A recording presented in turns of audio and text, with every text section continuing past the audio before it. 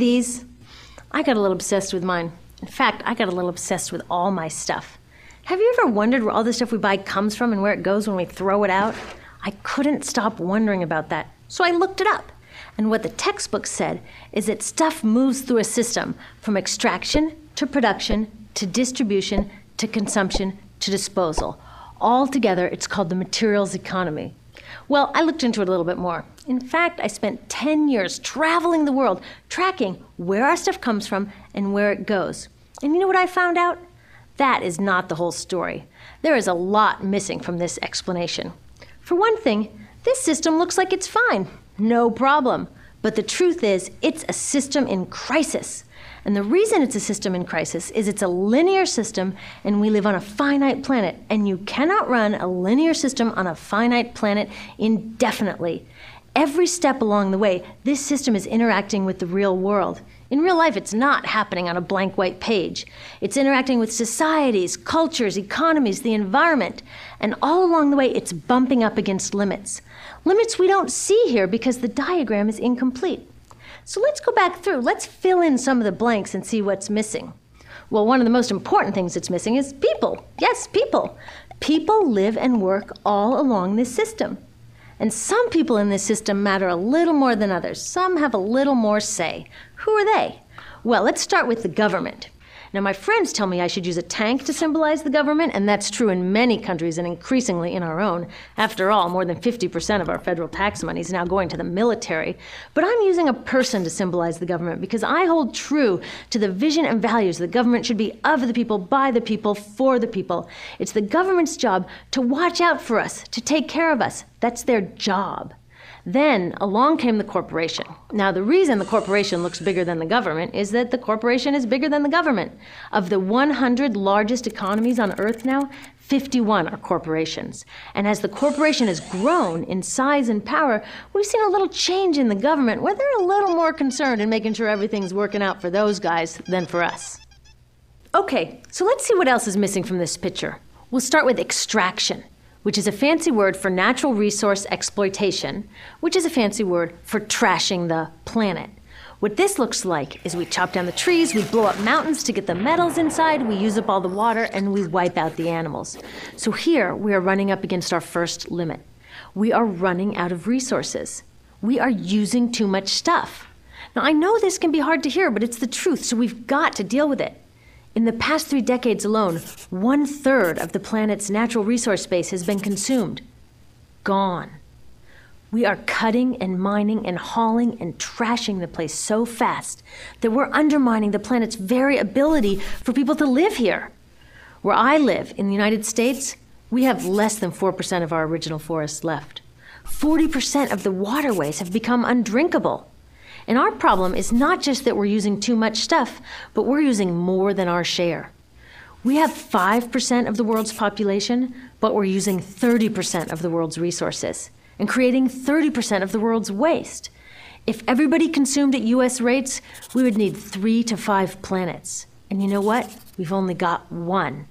So my country's response to this limitation is simply to go take somebody else's. This is the third world, which some would say is another word for our stuff that somehow got on somebody else's land. So what does that look like? The same thing, trashing the place. 75% of global fisheries now are fished at or beyond capacity.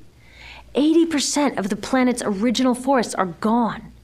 In the Amazon alone, we're losing 2,000 trees a minute. That is 7 football fields a minute. And what about the people who live here? Well, according to these guys, they don't own these resources, even if they've been living there for generations. They don't own the means of production, and they're not buying a lot of stuff. And in this system, if you don't own or buy a lot of stuff, you don't have value. So next, the materials move to production. And what happens there is we use energy to mix toxic chemicals in with the natural resources to make toxic contaminated products. There are over 100,000 synthetic chemicals in use in commerce today. Only a handful of them have even been tested for health impacts, and none have been tested for synergistic health impacts. That means when they interact with all the other chemicals we're exposed to every day.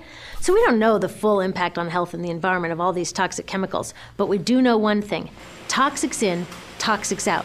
As long as we keep putting toxics into our industrial production systems, we're going to keep getting toxics in the stuff that we bring into our homes and workplaces and schools, and our bodies. Like BFRs, brominated flame retardants, they're a chemical that make things more fireproof, but they are super toxic. They're a neurotoxin. That means toxic to the brain.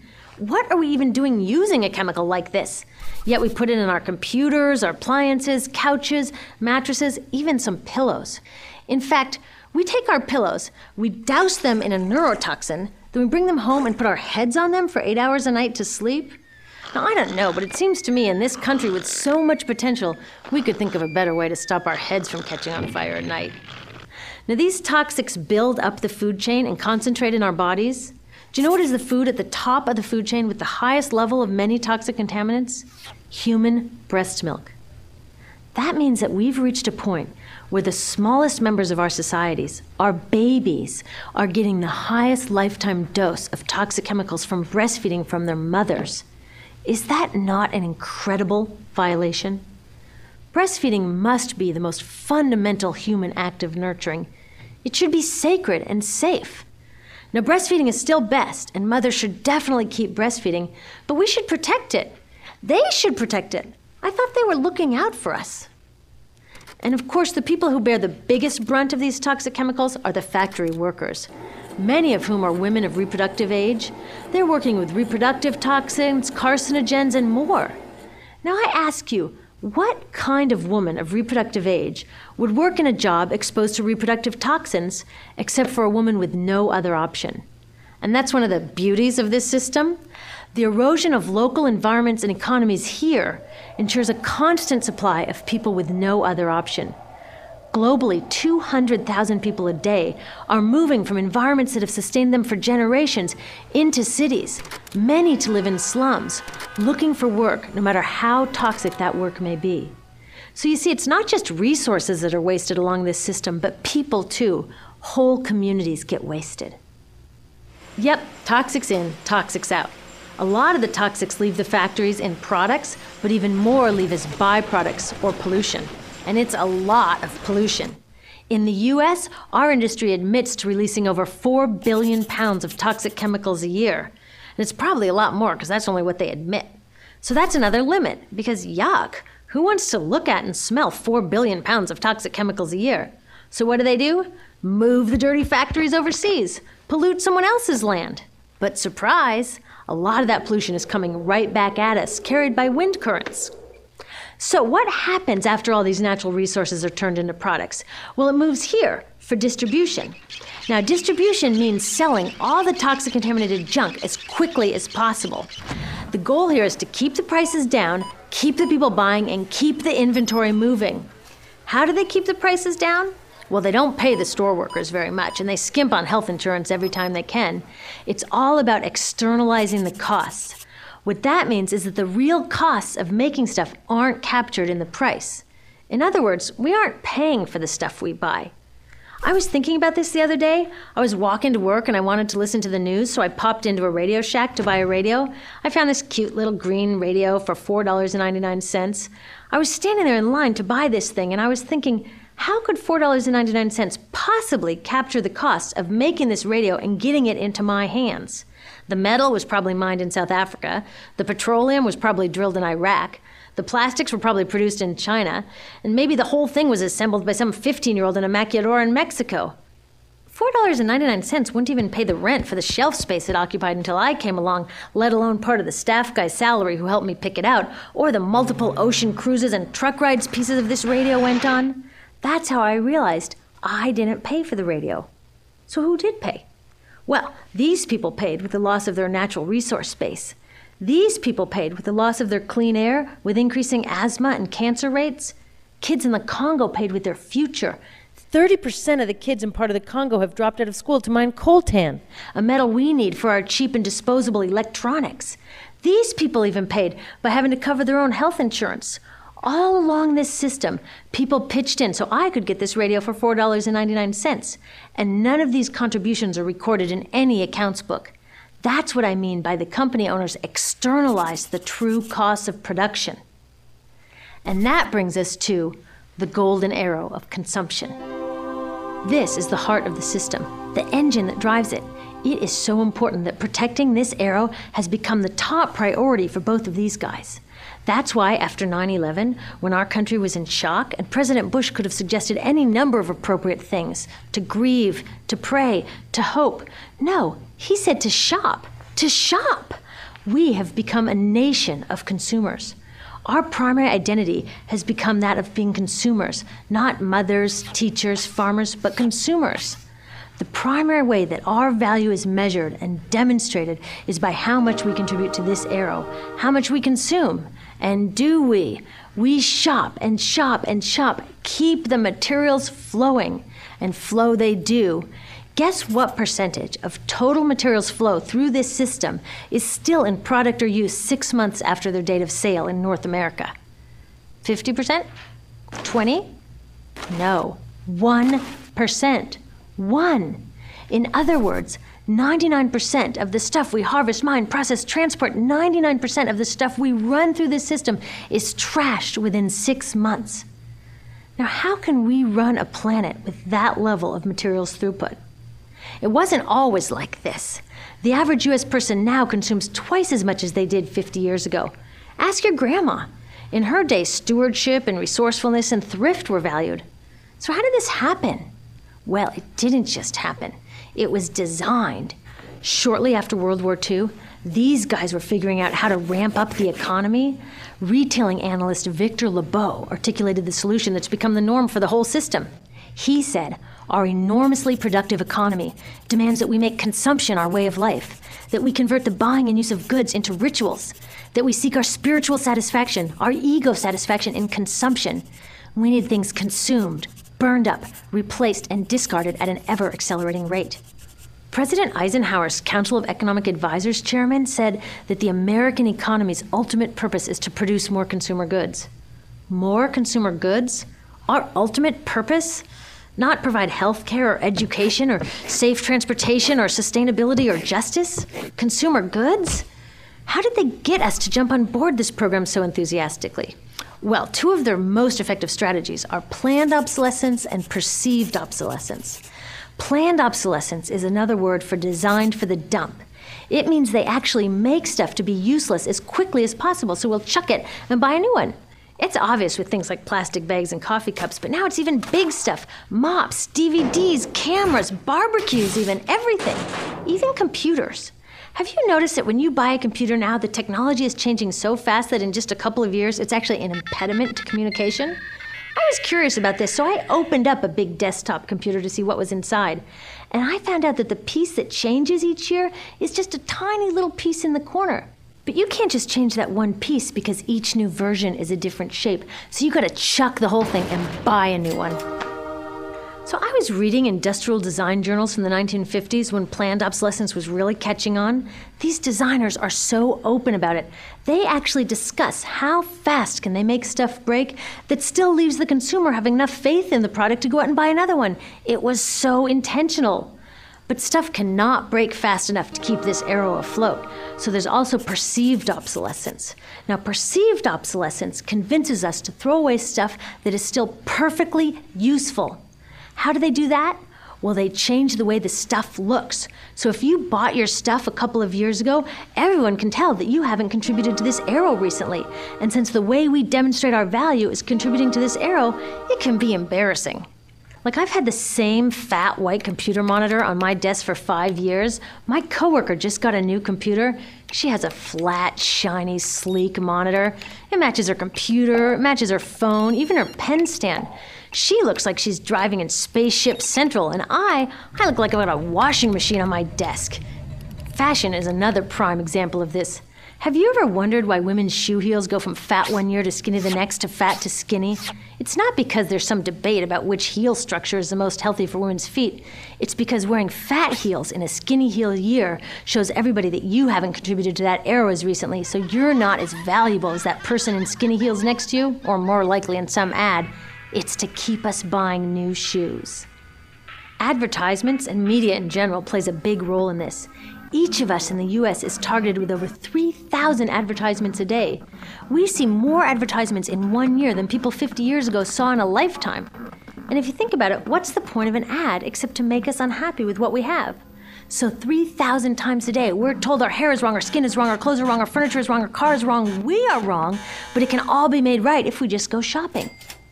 Media also helps by hiding all of this and all of this. So the only part of the materials economy we see is the shopping. The extraction, production, and disposal all happens outside of our field of vision. So in the US, we have more stuff than ever before, but polls show that our national happiness is actually declining. Our national happiness peaked in the 1950s, the same time that this consumption mania exploded. Interesting coincidence. I think I know why. We have more stuff, but we have less time for the things that really make us happy. Friends, family, leisure time. We're working harder than ever. Some analysts say we have less leisure time than any time since feudal society. And do you know what the two main activities are that we do with the scant leisure time we have? Watch TV and shop.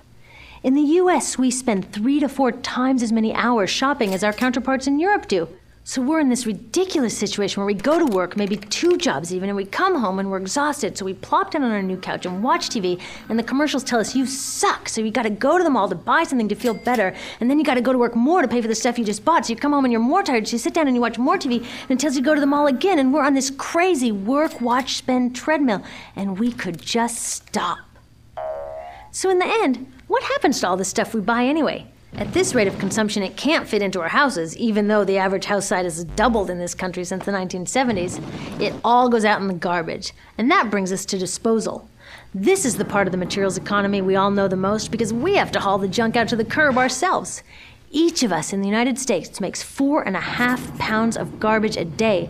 That's twice what we each made 30 years ago. All of this garbage either gets dumped in a landfill, which is just a big hole in the ground, or if you're really unlucky, first it's burned in an incinerator and then dumped in the landfill. Either way, they both pollute the air, land, water, and don't forget, change the climate. Incineration is really bad. Remember those toxics back in the production stage? Well, burning the garbage releases the toxics up into the air. Even worse, it makes new super toxics, like dioxin. Dioxin is the most toxic man-made substance known to science, and incinerators are the #1 source of dioxin. That means that we could stop the #1 source of the most toxic man-made substance known just by stopping burning the trash. We could stop it today. Now, some companies don't want to deal with building landfills and incinerators here, so they just export the disposal too. What about recycling? Does recycling help? Yes, recycling helps. Recycling reduces the garbage at this end, and it reduces the pressure to mine and harvest new stuff at this end. Yes, yes, yes, we should all recycle, but recycling is not enough. Recycling will never be enough, for a couple reasons. First, the waste coming out of our houses is just the tip of the iceberg. For every 1 garbage can of waste you put out on the curb, 70 garbage cans of waste were made upstream just to make the junk in that 1 garbage can you put out on the curb. So even if we could recycle 100% of the waste coming out of our households, it doesn't get to the core of the problems. Also, much of the garbage can't be recycled, either because it contains too many toxics or it's designed not to be recyclable in the first place. Like those juice packs, where they have layers of metal and paper and plastic all smushed together, you can never separate those for true recycling. So you see, it is a system in crisis. All along the way, we are bumping up against limits. From changing climate to declining happiness, it's just not working. But the good thing about such an all-pervasive problem is that there are so many points of intervention. There are people working here on saving forests and here on clean production, people working on labor rights and fair trade and conscious consuming and blocking landfills and incinerators, and very importantly, on taking back our government so that it really is by the people and for the people. All of this work is critically important, but things are really going to start moving when we see the connections, when we see the big picture. When people along the system get united, we can reclaim and transform this linear system into something new, a system that doesn't waste resources or people. Because what we really need to chuck is that old school throwaway mindset. There's a new school of thinking on this stuff, and it's based on sustainability and equity, green chemistry, zero waste, closed-loop production, renewable energy, local living economies. It's already happening. Now, some say it's unrealistic, idealistic that it can't happen, but I say the ones who are unrealistic are those that want to continue with the old path. That's dreaming. Remember, that old way didn't just happen. It's not like gravity that we've just got to live with. People created it, and we're people too. So let's create something new.